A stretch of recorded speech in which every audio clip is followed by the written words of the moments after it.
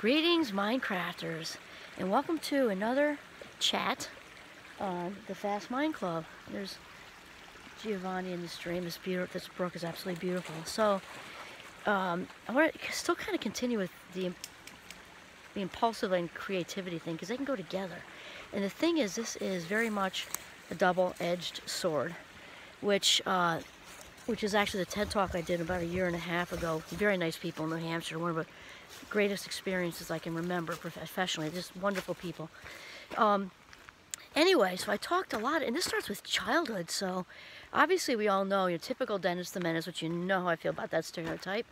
But kids often get in trouble for one thing, and then usually there's not as much praise when they're impulsively creative for doing something else, which is one way we can certainly make a change there. And I was actually thinking just an example, because back in the 70s, I think it was also a little bit more innocent time. But I remember being in, hi Giovanni, in 7th grade, I think it was, and kids, this is just my opinion, it seemed just younger then. There were no cell phones. We played longer, older. And anyway, so we had heard this rumor in 7th grade that there was an underground, I'm down in New York, I should let you know, it's kind of a suburban area, New Paltz, New York.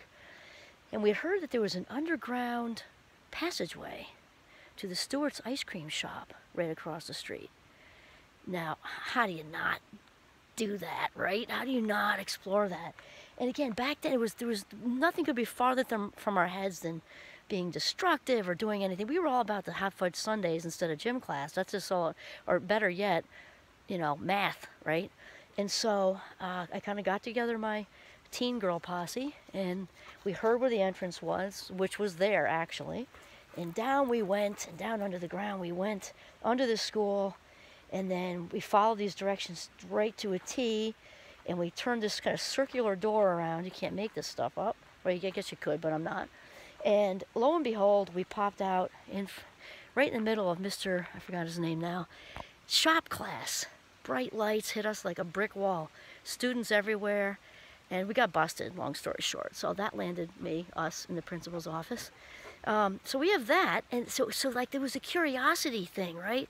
We really planned it. We had flashlights, and we were had a little map, and we were planning to I don't know how we ever thought this was gonna work smoothly, but we did, being 12 or whatever we were. And it didn't. We got busted. So there's that. And then sort of in the same range, actually I think it was younger, about 10 or 11, this is just same thing, different sizes. One negative, principal's office. It was a lot of fun, but I got in big trouble for that one. And then the other side of that is we had a prowler in the neighborhood. I think I was about 10 or 11, something like that. And prowler, if you don't know, is a 70s term for sexual predator, which is what we would say now. But back then, everything was just, smoother and maybe not to scare the kids, I don't know. But this guy had been seen a bunch of times, like more than half a dozen times. And there was a description. I remember still, he was short, blonde, stocky.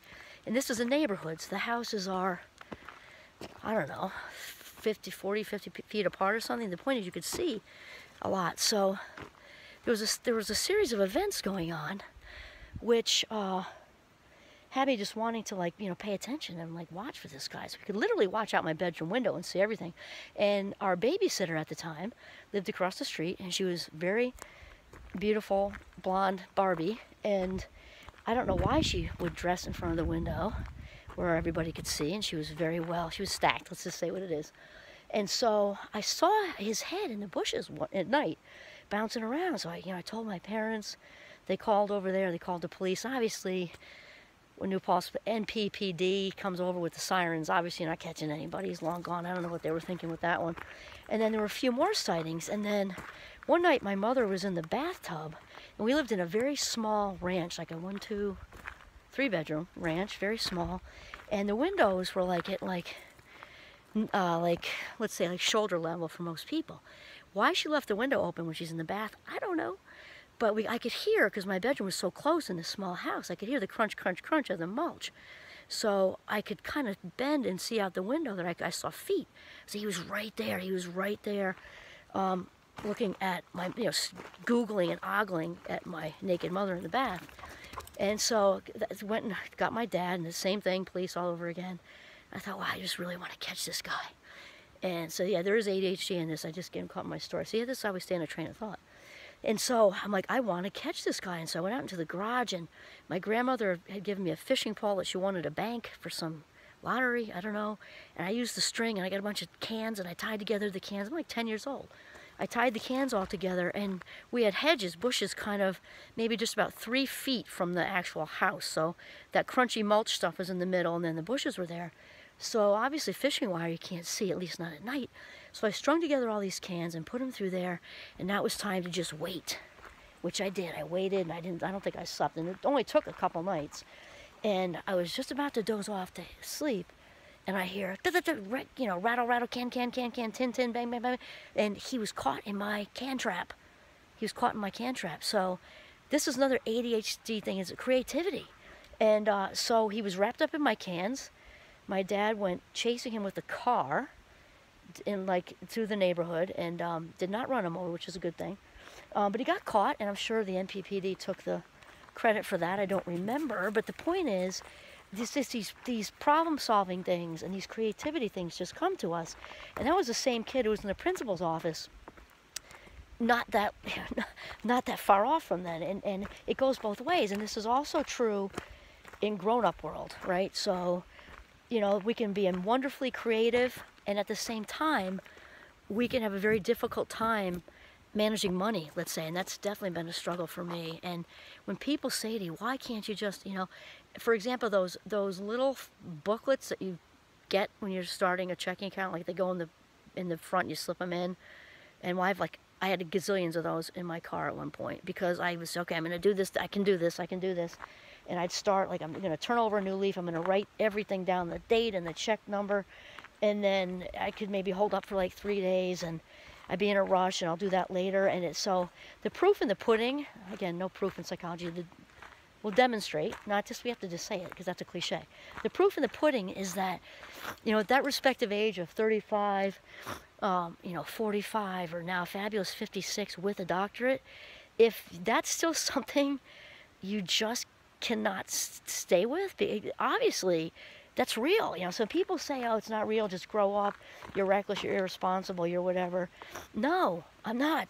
I just don't do checkbooks well. So thankfully things are electronic now, it's a lot easier. It's all kind of gotten better. But that's just another example of how it can go either way.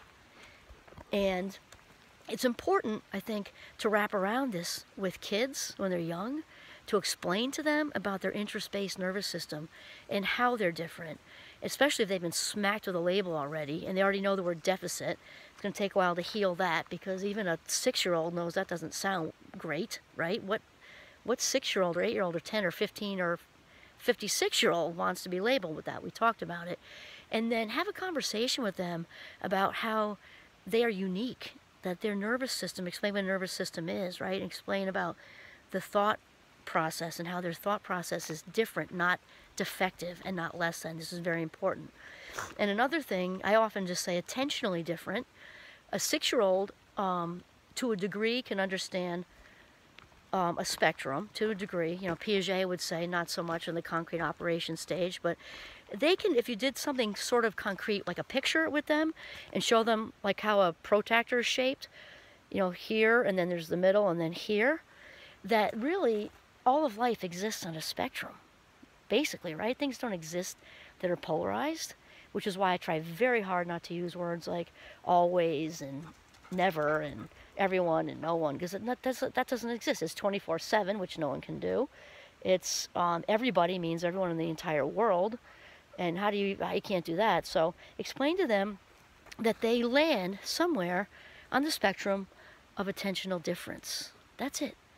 Attentional difference. You can also say neurodiversity. It might be a mouthful for, you know, an 8-year-old, but explain to them just that they're different, not better, not less, just different, and it's a difference in cognition, and in whatever way you can, to explain to them, you know, how it works and what and then, you know, reinforce that, you know, provide opportunities for them to be creative. And then again, for teenagers, same thing, and for grown-ups, to seek that out yourself. Seek out an environment that really is a good match, a good fit for your wonderful, most amazing interest-based nervous system.